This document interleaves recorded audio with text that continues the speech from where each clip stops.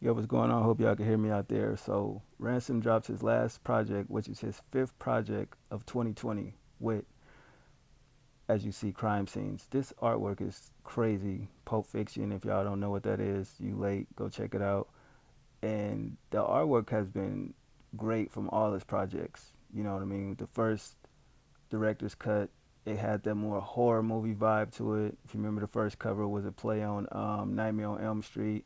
The second one was a play on Candyman. The third one was more or less, Nightmare on Elm Street again. And then you had deleted scenes, which was just, basically him and Craven, yellow tape scene. And then you got crime scenes right here. Crazy. But this project is dope as hell.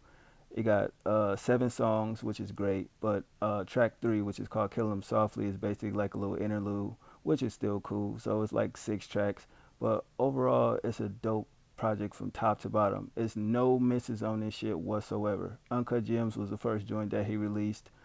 Actually, I take that back. Good Time was the first joint he released off this project. You know him, Nicholas Craven, Stove God Cooks, Shay Noir, who is beautiful and a great lyricist, but that's for another story. Then he dropped the Uncut Gems video before the actual project dropped. But then you got track 4, 25th Hour, track 5, The Right featuring Stove God Cooks, track 6, The Most Violent Year, track 7, Hella High Water, featuring a bunch of people. You know what I'm saying? From Flea Lord to Stove God Cooks, I want to say, Riggs, Rome, and it was somebody else on this joint. But this shit is just crazy. Literally, I've been playing Hella High Water every day, multiple times. Just had that shit on loop. 25th Hour as well. Uncut Gems is just still crazy. That Bronny LeBron bar is just fucking phenomenal. Good Time is another good one. But like I said, you could just play this shit from top to bottom.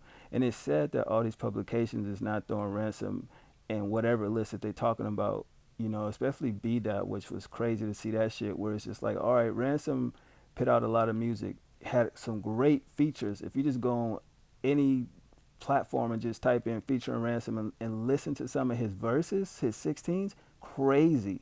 My top two is the joint he did with the Mussolini, that feature, and his artist JR. Crazy. Them two verses was just stupid. And also Shay Noir on her song Pray, the 38 Special Mind Over Matter joint. He just got a lot of dope features, you know what I mean, along with his actual projects. But to just see publications just acting like he don't exist, he's non existent. I mean, I get it. A lot of other people are have better management and signed to labels, so they put out like literally one project and that was be considered the best of 2020, whereas like he put out 5 projects and all of them are heat.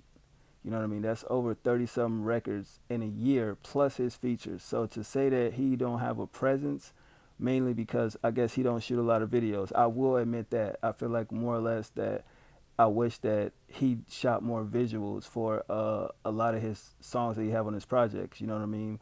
But that's just here or there. He ain't really on social media like that. He may tweet when it comes to the music. That's part of the business. He shouts out everybody that's on the Trust Gang team.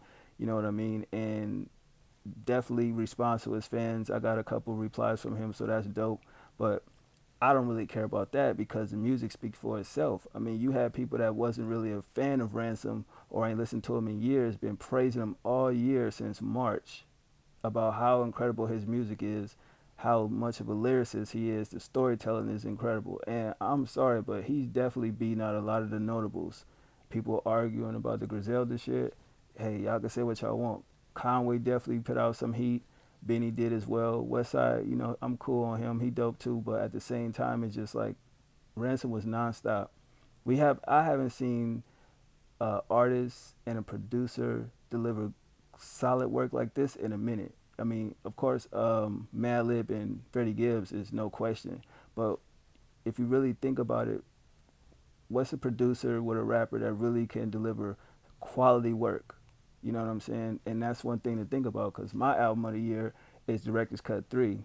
That's been my pinned tweet since it dropped, and that shit ain't gonna change to the other way, and it's gonna continue to stay there until I see if something else can top that. You know what I'm saying? Which I doubt it. But at the end of the day, Ransom definitely did his thing, man. I mean, this shit is crazy. Like this Hell or High Water joint, I'm telling you, is fucking fire. You know what I'm saying? Let me see. You got Flea Lord, Rome Rome Streets, Ito, and Riggs. That's who on that track. This shit is just crazy though. God damn. You feel? Come on. And then you get into 25th hour. Just listen to them horns in that joint. I mean, he just totally delivered. You know what I mean? I was surprised when I heard this. I was like, oh shit, I found my favorite record. You know what I mean? And I was just like, God damn. It definitely brings a tear to your eye because of how dope the music actually is.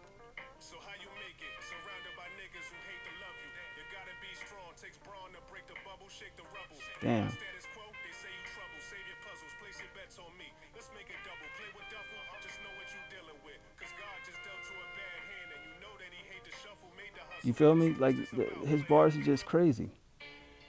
You know what I mean? The Uncut Gem joint, you know what I mean? I hope that YouTube don't be hating and take this shit down. I hope y'all can hear me.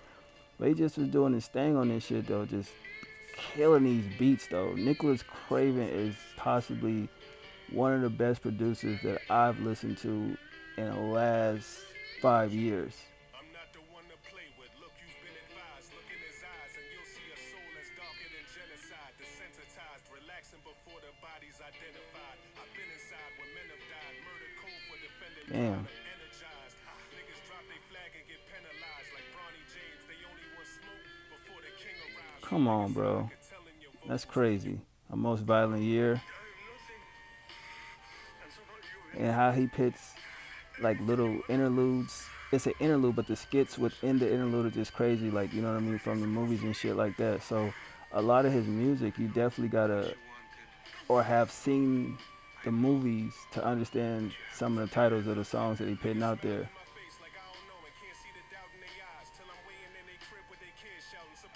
Mm.